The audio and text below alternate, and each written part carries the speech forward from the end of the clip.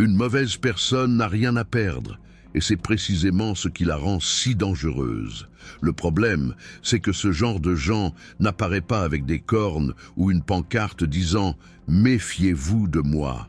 Elles se déguisent en amis, en proches affectueux, en collègues souriants, mais derrière des gestes subtils et des mots doux, il y a une obscurité profonde, nourrie par l'envie, le ressentiment et le plaisir de détruire ce que les autres construisent. As-tu déjà remarqué comme certaines personnes ne se soucient tout simplement pas des conséquences de leurs actes? On dirait que plus elles provoquent le chaos, plus elles se sentent vivantes. Elles mentent sans sourciller, manipulent sans culpabilité et jouent avec les sentiments des autres, comme si c'était des jouets jetables. Et le pire, lorsqu'on les confronte, elles se font passer pour des victimes. Mais la vérité est unique. Elles savent exactement ce qu'elles font. Dans cette vidéo, je vais te montrer les 9 signes les plus dangereux pour identifier ce type de personne. Et si tu en ignores ne serait-ce qu'un seul, tu pourrais bien être la prochaine victime. Car quand quelqu'un n'a rien à perdre, il n'a pas de limite non plus. Aujourd'hui, je vais tout te raconter sans filtre pour que tu apprennes à vraiment te protéger. Avant de commencer, assure-toi d'avoir appuyé sur le bouton « J'aime » si tu es une bonne personne qui déteste la méchanceté humaine. Et si tu le souhaites, laisse un commentaire en disant « Qui sème la méchanceté récoltera la souffrance ». Maintenant, je te demande de bien prêter attention à ce témoignage, car il va t'aider à mieux comprendre le thème d'aujourd'hui. Elle s'appelait Madeleine, une dame française de 64 ans, toujours bien coiffée, les ongles faits, et un parfum sucré qui laissait une trace partout où elle passait. Aux yeux du voisinage, elle était l'exemple parfait d'élégance et de sympathie. Toujours avec un sourire au visage, c'était le genre de personne qui offrait du gâteau aux pommes aux nouveaux habitants et aidait les personnes âgées à porter leurs courses. Personne ne se doutait de ce qu'elle cachait. Mais celle qui connaissait la vraie Madeleine, c'était sa sœur cadette, Claire, aujourd'hui âgée de 58 ans. Claire avait été trompée pendant presque toute une vie, pensant qu'elle avait simplement affaire à une sœur difficile, jusqu'à ce qu'elle découvre qu'elle faisait face à une femme froide, manipulatrice et dangereusement cruelle. Depuis leur enfance, Claire s'était toujours sentie étouffée. Tandis qu'elle était sensible et attentionnée, Madeleine était son opposé, contrôlante, égoïste, pleine de manigance. Chaque fois que Claire obtenait quelque chose, sa sœur trouvait un moyen de la saboter.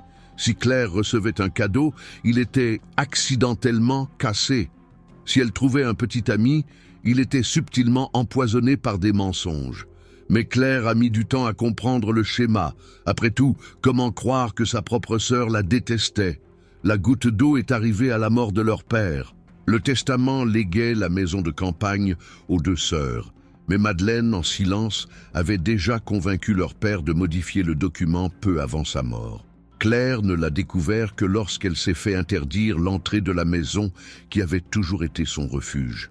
En larmes, elle a demandé des explications. Madeleine s'est contentée de sourire avec mépris et a dit « Tu n'as jamais été assez forte pour mériter quoi que ce soit toute seule. Cette maison a toujours été plus à moi qu'à toi. » Claire est tombée en dépression. Elle a perdu du poids, perdu son emploi, perdu foi en l'humanité. Pendant ce temps, Madeleine voyageait à travers l'Europe, postant des photos luxueuses sur les réseaux sociaux et recevant des compliments pour la vie enviable qu'elle menait. Mais la justice divine ne faillit pas. 2 ans plus tard, Madeleine a rencontré un homme charmant, plus jeune, qui semblait vraiment sous son charme. Il était gentil, attentionné, et la faisait se sentir jeune à nouveau. Il l'a complètement enveloppée, et pour la première fois, elle a baissé sa garde. Ils ont vendu la maison, réuni leurs comptes, planifié un avenir à 2. Mais lui ne faisait que rejouer le même jeu qu'elle avait joué toute sa vie. Quand Madeleine s'est réveillée, elle avait été doublée, compte vidé, investissement disparu, et lui, envolé. Il avait tout pris, y compris la fausse impression de contrôle qu'elle avait toujours eue. Elle a tenté de demander de l'aide à Claire, qui avait entre-temps reconstruit sa vie dans une autre ville, entourée de véritables amis. Mais la réponse de Claire a été sèche. « Je te pardonne, Madeleine, mais je n'ai plus confiance en toi, et quelqu'un qui n'a rien à perdre n'a plus de place dans ma vie. Aujourd'hui, Madeleine vit seule, dans un petit appartement en location. Le parfum sucré a été remplacé par un silence amer, et le sourire disparu. Car au final, la méchanceté qu'elle a cultivée a été exactement ce qui l'a détruite. Numéro 1. Ils se nourrissent de la souffrance d'autrui. Ces personnes prennent un réel plaisir à voir les autres souffrir. Elles ne se contentent pas d'ignorer la douleur des autres. Elles l'infligent, elles font des remarques malveillantes, dénigrent les réussites et dissimulent souvent leur cruauté sous des blagues. Quand quelqu'un de leur entourage est déprimé, cette personne jubile intérieurement.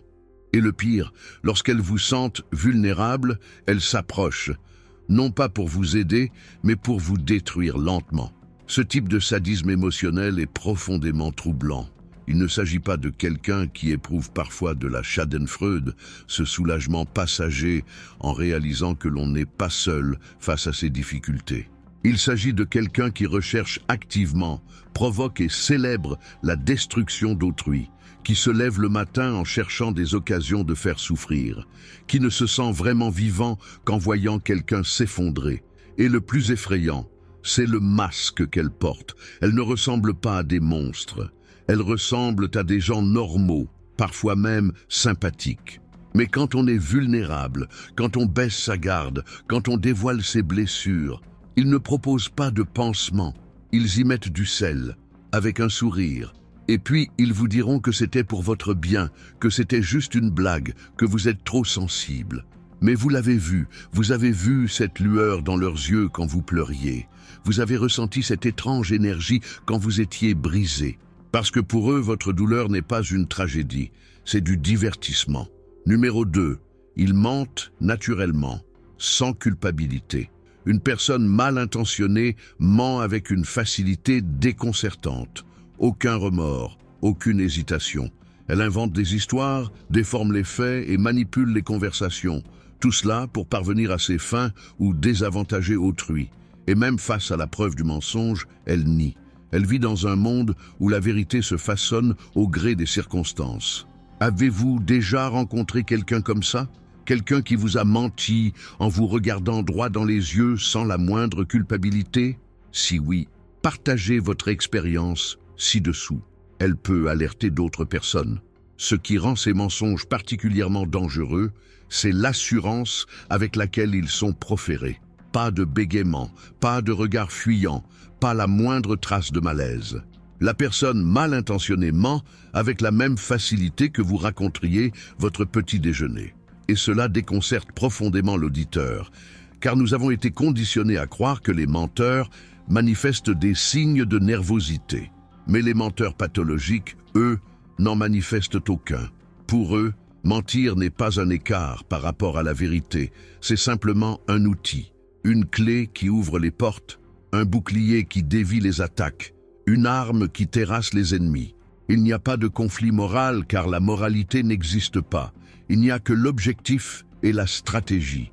Et quand on parvient enfin à prouver qu'ils ont menti, ils ne s'effondrent pas, ils ne s'excusent pas, ils inventent simplement un autre mensonge pour justifier le premier, où ils s'attaquent à votre crédibilité, où ils changent complètement de sujet. C'est comme combattre du brouillard. Peu importe le nombre de coups portés, on ne touche jamais rien de concret. Numéro 3, ils vous font culpabiliser. C'est le fameux jeu d'inversion des rôles. Vous leur faites remarquer une erreur et en quelques secondes, la faute vous incombe. Ils pleurent, feignent d'être blessés, prétendent que vous avez tout mal compris. Vous commencez à douter de vous. Mais leur objectif est clair, vous déstabiliser pour mieux vous contrôler. Ce genre de personne ne prend jamais ses responsabilités. Elle trouve toujours le moyen de vous en faire porter le fardeau. Cette inversion des rôles est une forme de manipulation sophistiquée, car non seulement elle permet d'échapper aux conséquences, mais elle vous transforme en agresseur. Vous arrivez avec une plainte légitime, une souffrance réelle, un simple besoin d'être entendu, et vous repartez en vous excusant. Vous repartez avec le sentiment d'avoir attaqué quelqu'un. Vous repartez en promettant de faire mieux, d'être plus respectueux, d'être moins exigeant. C'est une véritable alchimie émotionnelle. Ils ont transformé votre douleur en culpabilité et leur culpabilité en douleur. Et ils ont réussi à le faire avec une telle subtilité que vous n'avez même pas remarqué la supercherie. Vous portez désormais le poids de 2 fardeaux. Vos propres blessures non cicatrisées et la douleur qu'elles feignaient de ressentir. Et plus cela se produit, plus vous apprenez à vous taire, vous apprenez à ravaler vos besoins. Vous apprenez qu'exprimer votre malaise ne fera qu'empirer les choses. Alors vous cessez de parler, vous cessez de vous plaindre, vous cessez d'attendre. Et elle gagne, car désormais vous êtes complètement soumis, complètement contrôlé, complètement convaincu que le problème a toujours été vous. 4e point, ils isolent subtilement leurs victimes. Ils savent que pour vous manipuler, ils doivent vous éloigner de ceux qui pourraient vous mettre en garde. Ils commencent par critiquer vos amis, pointer du doigt les défauts de vos proches, créer des intrigues qui vous poussent à rompre des liens importants. Au début, cela ressemble à de la protection, mais vous réalisez vite que vous êtes seul, fragile, dépendant d'eux. Avez-vous déjà vécu une situation similaire? Partagez votre expérience ici et aidez les autres à identifier ce comportement avant qu'il ne soit trop tard. L'isolement ne survient jamais brutalement. C'est un processus graduel, presque imperceptible. Il commence par de petites graines de doute semées ici et là. As-tu remarqué que ton amie parle toujours d'elle-même quand tu lui confies tes problèmes? Ou ton frère semble jaloux de ta réussite? Tu ne trouves pas? Ce sont des observations qui paraissent perspicaces, voire affectueuses. Elles semblent venir de quelqu'un qui vous écoute vraiment, qui vous protège des personnes qui ne vous méritent pas. Et vous, voulant croire que quelqu'un vous comprend enfin, vous commencez à voir ses défauts, vous aussi. Vous commencez à prendre vos distances, à refuser les invitations, à répondre moins aux messages, à vous éloigner de ceux qui ont toujours été là pour vous.